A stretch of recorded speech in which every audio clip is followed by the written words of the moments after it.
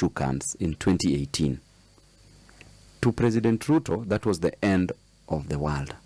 That was the end of his political career. And on that day, you can imagine how he was feeling as a deputy president. Yeah. But that is what was giving him presidency. If you go deep into it, because were it not for that handshake, Baba would have not gotten all the baggage that was with that regime.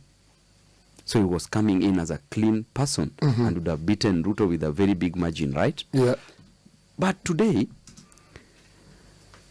even if president has not done things to the satisfaction of Kenyans, he's a president, right? Yeah. I want to tell you that I know that Sakaja will be given the ticket for ODM. And I know how much I'm hated in our own house. But that will not prevent me from chasing my dreams. That will not prevent me from being a leader. Because I know leadership comes from God, and it is the people who line up to elect their leader. The ticket might go, but our ticket is in the hands of God. God has our ticket.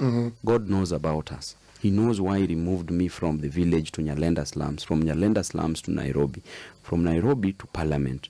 He knows, and he cannot leave me. And he knows that Babu is a person who has really worked. So my ticket is in the hands of God. The decision that ODM makes, that is their own decision. Yeah. I also have my own decision. Has God shown you which ticket might be suitable for you come 2027?